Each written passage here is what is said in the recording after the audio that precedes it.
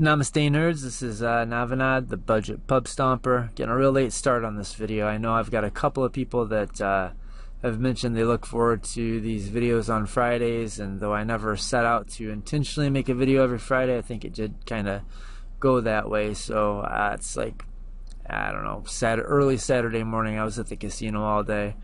Figure those busters aren't going to stack themselves. No, I did really well actually. Went to a NL 300 game, $1, $3, and I was over $1,000 at one point. Had kind of a tough hand, but I still cashed out like 480 in the positive, so like almost walked out with 800. Anyway, we're going to talk about Magda today, not poker. It's another channel. So Magda's a very good deck on a budget, and one of the things I'm noticing even now when I'm looking through this list, even though it's only $95.69, is there's some splurges here. There's cards that you don't necessarily need, like $7 Karn the Great Creator. You could replace that with something. You could actually replace it with something that is going to be maybe in a budget meta at least as good, maybe better. I was thinking like the newer Titanic. It's the something Titanic. It's makes a bunch of treasures. It's a vehicle, so it taps your dwarves.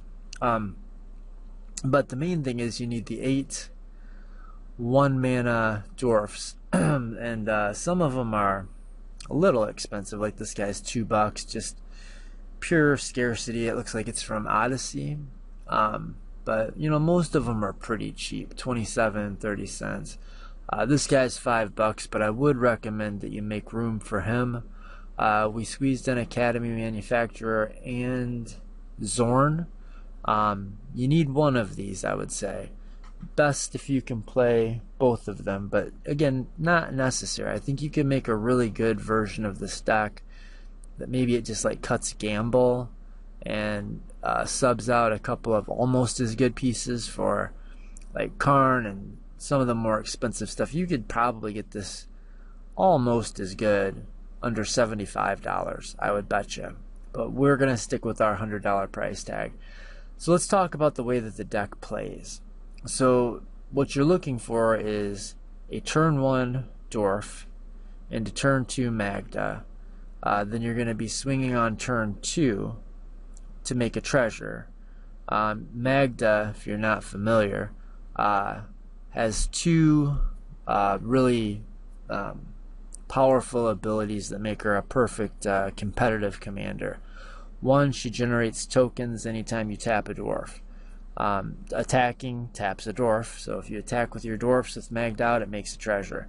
But also crewing vehicles, tapping Springleaf drums. I've got the other quasi Springleaf drum.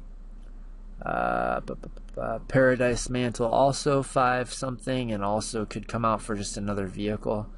The idea is we want to be getting to either, there's like 2 hallmarks of the deck, like 2, not hallmarks, there's 2 thresholds that you want to pass. So again, you want to go like turn 1 dwarf, because Magda says anytime you tap a dwarf, make a treasure. It also gives your dwarfs +2, +0. So it turns all your dwarfs and like all your 1-drop dwarfs basically into Ragavans, pretty much.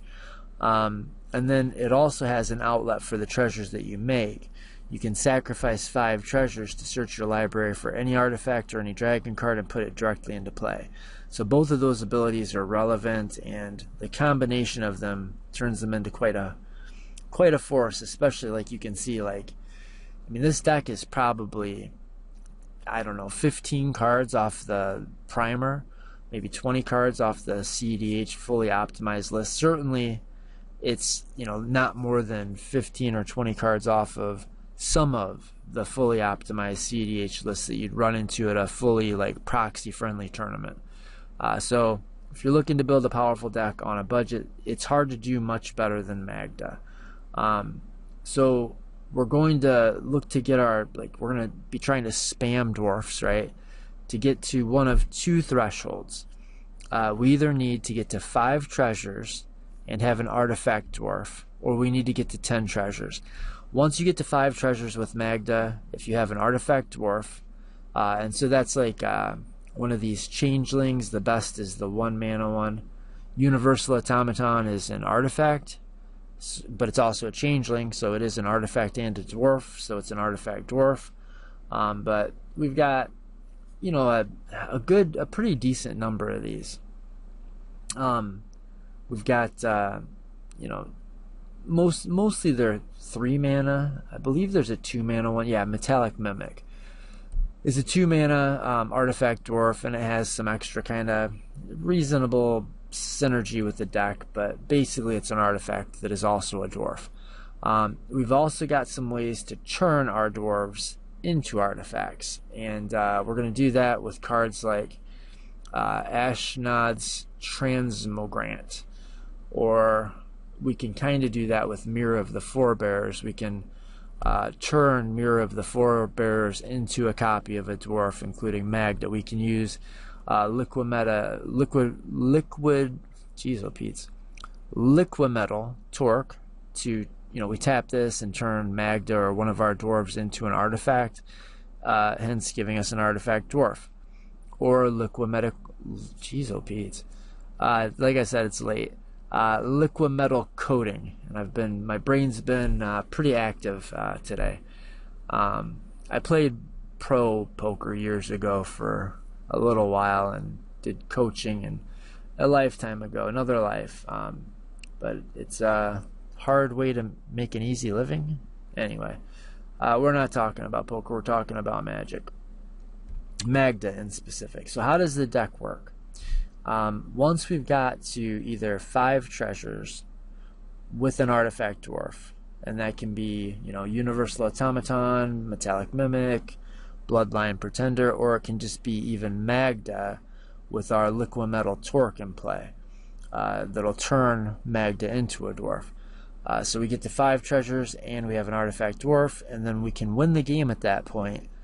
In fact, at any point after that, and we can win the game at instant speed, and we can do so without casting any spells. That's the draw to the deck. Like, that's why you're going to see this pop up in tournaments and actually do well. Even though the card quality is relatively low and it's a synergy driven deck with a squishy commander, it still can manage to pull off a lot of wins, because what it's really good at is it can win through like Rule of Law, because you don't have to cast spells. You can win through Rhystic Studies and Mystic Remoras, because you don't have to worry about feeding the Rhystic Studies and the Mystic Remoras. First of all, your stuff can't be counterspelled because your main combo is not casting spells. And second, you're not casting a bunch of spells to fuel the Remoras and the Rhystic Studies and the Esper Sentinels, etc. anyway. And the ability to win at instant speed means that somebody can, say, go to their turn and go for a win. Maybe they go like, so just an example, you're playing against a couple of Dimir decks, and one of them tries to go off with Thassa's Oracle, Demonic Consultation, and gets stopped. And then the next one starts to go off with Demonic Consultation and Thassa's Oracle and does not get stopped. Well, then you can just win on top of them. So like, they cast Thassa's Oracle, hold priority, they cast Demonic Consultation, empty their library. You can respond to that by winning the game if you have 5 treasures with an artifact dwarf, or if you have 10 treasures. So those are the 2 thresholds. 5 treasures is the first threshold, and 10 treasures is the second threshold. And at 10 treasures, you're basically, you know, Neo in the Matrix. Like, you basically can't lose once you get to 10 treasures. And that's where some of the skill comes into playing this game and learning to pilot it effectively, is learning kind of when to go off, and when to just kind of use your tutor in the command zone to actually work as sort of a toolboxy piece. You've got things like Spine of Ishsaw, and kind of more, so Spine will just blow up target thing. And you've got Soul Guide Lantern and God Pharaoh Statue, so you can kind of turn into a Staxy deck. Tanglewire is nasty. This is a $10 piece, but even in a budget deck, I think you do want to spring for the Tangle Wire. This is probably the best Tangle Wire deck there is, or I've never seen one better. You can tutor a Thorn of Amethyst into play if somebody's trying to go off with like one of their stormy kind of win cons, like they're doing breach things. Pithing Needle, somebody goes to make infinite mana, they're going to win with Thrasios. You can respond by sacrificing 5 treasures and seeking or searching out Pithing Needle. Put that into play, name Thrasios, and then they can't do the thing. So I guess we should probably talk about the combo, right? So I mentioned either 10 treasures or 5 treasures with an artifact dwarf.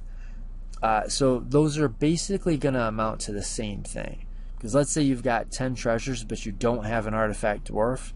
The other 5 treasures, the extra 5 beyond the first 5, is actually there just to get you your artifact dwarf.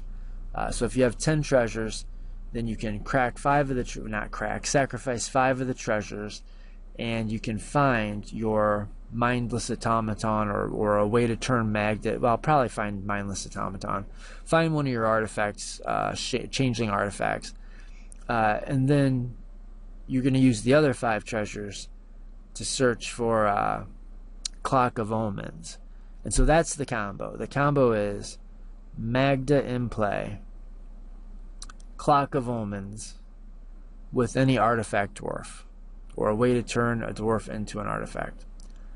So let's use Universal Automaton with Magda in play and Clock of Omens. So Clock of Omens says that you can tap 2 untapped artifacts you control to untap target artifact.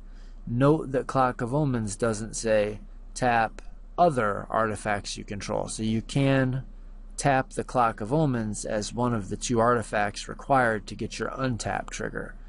Now, Mindless Automaton, any of these artifact dwarfs will also be an artifact that you can tap in order to get your untap trigger. So by tapping Universal Automaton and Clock of Omens, you will have satisfied the condition of tapping 2 untapped artifacts.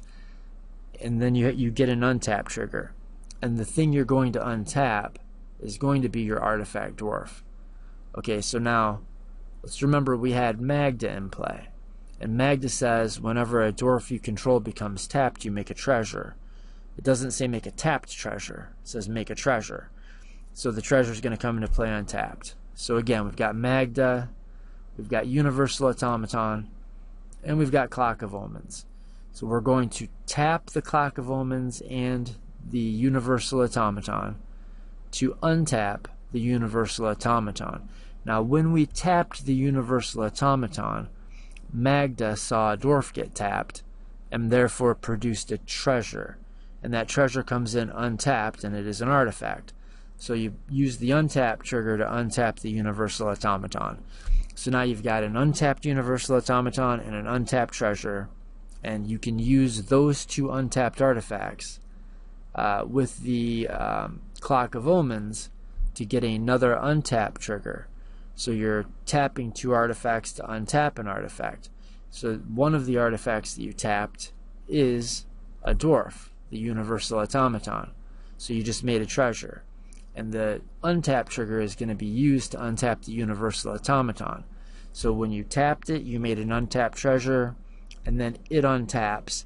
And so now the 2 untapped artifacts that you have will be a treasure and a Universal Automaton. And you can tap those 2 to get an untap trigger. But when you tap those 2, when you tap the automaton, you're making an untapped treasure.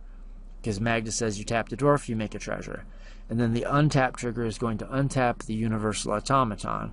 So you're going to have 2 untapped artifacts, and you're going to tap them again, and then you're going to make a treasure, untap the automaton, tap them, make a treasure, untap the automaton. So you're going to end up with a billion, well, any number. Yeah, I guess you can't technically say infinite, but unbounded.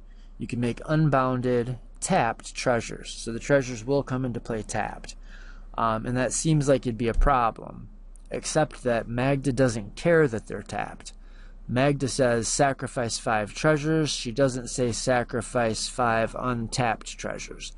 So when you get this combo online, either by having 5 treasures and an artifact that is a dwarf, and then sacking your 5 treasures to get your Clock of Omens, or when you get to 10 treasures, even if you don't have a way to turn a dwarf into an artifact and you don't have one of your changelings, you can sacrifice the 10 treasures. 5 of them will find Clock of Omens, and the other 5 you'll activate Magda to find, say, Universal Automaton. So once you have these in play together, the Universal Automaton, Clock of Omens, and Magda, you can make infinite treasures. And once you can make infinite treasures, you can search your library for any artifacts or dragons that you want, and you can put them directly into play. So there's a lot of ways to win the game from that point. Lots of players have come up with lots of interesting lines, and they do it in different ways. The couple of ways, well, probably the simplest way that I'm going to show you here, there's more than this. We've got multiple ways to do it, but one way would be the first, we're making infinite treasures. We sacrifice 5 of those infinite treasures, and we get Masquid Nexus in play. Now, Masquid Nexus now says that creatures you control are every creature type, but it also says the same is true for creature spells you control and creature cards you own that aren't on the battlefield. So that means creatures in your library now are dragons. So Magda's going to think all of your creatures are dragons. Magda allows you to search your deck for any dragon and put it into play. So now you can put any creature you want into play. So we start with Masquid Nexus, make all of our things into dragons. Then we're going to sack another 5 of our 10 billion treasures, and we're going to find, what's it called? Reckless Fireweaver. Okay, so Reckless Fireweaver comes into play, and now we just continue the loop where we're making infinite treasures. So as we're making more and more treasures, they're artifacts, and whenever an artifact enters the battlefield under your control, Reckless Fireweaver deals 1 damage to each opponent. And so just by continuing to go through the loop, you'll burn everybody out with your Reckless Fireweaver. So what if your Reckless Fireweaver gets, I don't know, Praetor's Grasped or Path to Exiled or counterspelled or killed, whatever. This thing, you don't have access to this. Well, then another backup plan would be get your Masquid Nexus and search out Academy Manufacturer or Zorn. So let's just go with Zorn, for instance. So we've tricked the game into thinking that Zorn is a dragon by getting the Masquid Nexus into play. Then we put Zorn into play with Magda's ability. And now, as we're going through our loop, instead of making 1 treasure every time we tap our 2 artifacts, 1 being an artifact dwarf, well, now when the 1 treasure comes into play, another treasure comes into play. And we only need to tap 1 of those 2 treasures and the artifact dwarf to get the untap trigger and to make another, 2 treasures. And so the effect of that is going to be you're going to make infinite tapped treasures, but for every tapped treasure, you're going to end up with an untapped treasure as well. So that's going to net you infinite mana. Then you can use Skargan Hellkite, which actually is just a dragon. And so if you have Zorn in play, or Academy Manufacturer is going to work about the same way. Basically, you're just going to be tapping your clue and food to get your untap triggers, so you can leave the treasure token untapped. But either way, if you have one of these things in play, either the Academy Manufacturer or Zorn, then you actually don't need the Masquid Nexus. You can just make infinite treasures, infinite mana, and you can search for Skargan Hellkite. So this is a way to win the game even if you've lost your Masquid Nexus somehow. And the reason Skargan Hellkite wins the game with infinite mana, I mean, if you just read the card, so when you put it into play, it has Riot. you're not going to give it haste. You're going to give it the +1 counter, because if it has a +1 counter, you can pay 4 mana to deal 2 damage divided as you want among 1 or 2 targets. And if you have infinite mana, you can do that an infinite number of times, which means you can burn the table out with your Skargan Hellkite. So that's another win line. And also, it's just a dragon that if you in a pinch, if you're forced to play the long game, if you're forced to go into like a Staxy game where you're cracking treasures to bring stacks pieces into play, if the game goes long and grinding and you just need to beat the hell out of people and clear boards, Skargan Hellkite is a piece that you can just tutor up for 5 treasures with Magda. But obviously the main reason it's in the deck is because it's an infinite mana outlet that you can tutor with Magda. Then there's also some kind of stranger, weirder things that you can do. You can loop cards with Elixir of Immortality. I don't know how much time we're going to spend on this. This is a little bit more convoluted. But suffice to say, when you're going through a combo, you've got unbounded treasures. You can tutor up Pyrite Spellbomb, and then you can use this. You can crack the Spellbomb to burn an opponent for 2 damage, and then you can tutor up the Elixir of Immortality, and then you can crack the Elixir of Immortality, shuffle it and your graveyard, including the Spellbomb, back into your library, and then you can use Magda to search out the Elixir of Immortality and the Pyrite Spellbomb again. And when you do this, you're just going to burn everybody out with just the 1 Pyrite Spellbomb. You're just going to crack it, burn somebody for 2, crack the Elixir of Immortality to shuffle it back into your deck, and then you're going to use Magda to search them both back into play and win the game that way. I guess more interesting stuff about I think that's pretty interesting.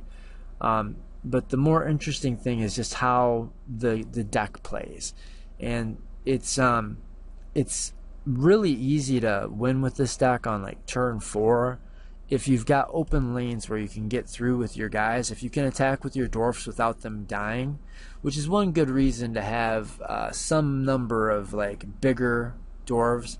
Like a 3/3 is very often the biggest thing on the board, or at least big enough to attack somebody. Remember, you're also getting a +1 boost from Magda, and then some of your like Metallic Mimic makes all your guys +1/+1, or gives them +1 counters. Bloodline Pretender gets, so you're going to be able to most of the time find open lanes and just get your guys through, and when you attack they tap, so they make treasures. But we also have some ways to tap the dwarves without having to just risk them in combat. For instance, this Axguard Cavalry, you can tap it, target creature gains haste until end of turn, which might be useful, but whether it is or not, you just tapped a dwarf and made a treasure. You've got other effects like that. That's what the vehicles are in the deck for. I mean, they've got some utility, but mainly you're going to be crewing, and just because it has crew 2 doesn't mean you can't put 5 dwarfs in this vehicle. So you can over crew a vehicle, or this has crew 3, I guess. So you can over crew, even though this has crew 1, the high speed hover bike. You can, well, and when this one comes into play, and it can come into play with flash, you can tap an opponent's creature down so that you can get through for damage, or you can just use it to tap one of your dwarfs, and since you're tapping a dwarf, you'll make a treasure. But then when you crew the high-speed hover bike, all of the creatures that crew it are tapping. So if they're dwarves and you've got Magda out, then you make a treasure. Sticky Fingers is just an enchantment you can put on a creature that gives it evasion, and it says whenever it deals combat damage to a player, create a treasure token. So if you attack with pirate, I'm a little pirate pilled, sorry. If you attack with a dwarf or a changeling with Sticky Fingers on it, then you'll actually kind of double dip. You'll get 1 for tapping and 1 for dealing combat damage. Then this little guy here, this is another enchantment. It's got pretty good utility. It'll just help you dig through your deck. Red doesn't have good card draw, so this gives you like a looting effect, but also it allows you to tap a dwarf at will. The best way, well, Springleaf Drum's pretty good. Paradise Mantle's pretty good. These are good ways, all these are good ways to tap dwarves. But Tangle Wire is probably the best. If you get a couple of dwarfs out and then you play Tangle Wire, not only is it slowing your opponents down and tapping their things down, maybe giving you open lanes, but also you can just use it to tap your dwarfs, and if you need to, you can tap your treasures. So it really doesn't get in your way at all, but it's absolutely damning to most decks. So like turn 3 Tangle Wire is like pretty hard. It's pretty hard to lose when you get a couple of dwarfs and a Magda and then like a turn 3 Tangle Wire. You're in real good shape in that spot. This Mighty Servant is one that I'm not 100% sure about. I mean, it's a really powerful effect, and it's a 6/6. The problem I have with it is that it's got crew 4. So you might be better off taking this out of the deck and putting that USS Titanic, whatever the hell, USR Titanic in its place, because that makes a bunch of treasures. And you've got some other kind of burn spells that do the same thing. Stoke the Flames is going to allow you to, like, you can play this like a free spell. Now, most of the time when you're playing a Convoke spell as a free spell, it's sort of a disadvantage. You have to tap all of your creatures to do it. But here, you don't have to tap creatures. You get to tap creatures. So if the battlefield is gummed up, you can tap 4 dwarfs, make 4 treasures, and you deal 4 damage to a target. Bottle Cap Blast is kind of in that same vein. It's got improvise, so you can tap your treasures without actually sacrificing them to deal damage to target creature. It deals 5 damage, but let's say you're just taking out a 2/2. You hit this, a 2/2. You hit a 2/2. It does 3 extra damage, so that makes 3 treasures. So it gets you like pretty close to the 5 you need most of the time, or the 10 you need under any circumstances. Then we've just got some other kind of useful, we're playing red, so we're not going to be able to be real super picky. I'm interested to see how the new flare, the red flare, shakes out. It's pretty cheap right now, and if it stays cheap, or if you have a chance to pick one up, that would be a really good upgrade for the deck, because here you will have expendable creatures at some point in the game. Maybe you pull Reverberate and you throw in the flare. Flare is just basically a Reverberate that you can cast for free. It only costs 3 mana if you need to hard cast it, but you can just sacrifice a dude you don't need anymore to copy a counter spell. Copy anything. Somebody could cast Ad Nauseam and you could copy that. But we've got kind of your classics. Mono red interaction, a Braid, Red Blast. Reverberate's $1.31, so I think it makes the cut. Usually this is counter target, counter spell. And so is this often. But I mean, there's other utility. Lightning Bolt, Mog Savage is just a free spell. Free spells are good. I don't know if you've heard. Pyrokinesis, also a free spell. You'll often have like big things that you can't cast. You'll just accidentally draw one of your dragons that you can't really use at the time, and you can discard it to Pyrokinesis and clear the board, and because you can split this damage up, and then you can find a lane, attack with your 5 dwarfs, make your 5 treasures, win the game. So that's kind of the basic idea. How are we doing on time here? Perfect. So of course we're going to do some test hands in the second exciting installment of Budget Dwarf Clock, and hopefully I didn't go through that too quick. There's some other things that you've got access to that are really fun. Bogarden Hellkite is a tutorable 5 damage with Magda. If you're in that long game again, like just burning out 5 damage worth of opponent's things and putting a God Pharaoh statue into play at instant speed and just putting a bunch of flyers in play, like you can do a lot of damage with the Drakaseth, Maw of Flames, right? This thing's nasty. 64 cents, 7 mana. You're not usually going to pay 7 mana. You're going to tutor this out for free with Magda or 5 treasures. And when it attacks, it deals 4 damage to any target, 3 damage to up to 2 other targets. So you're just like, it's like a board wipe, really, when you attack with it. But you can instep it. You can put this into play at the end of, like, right before you untap.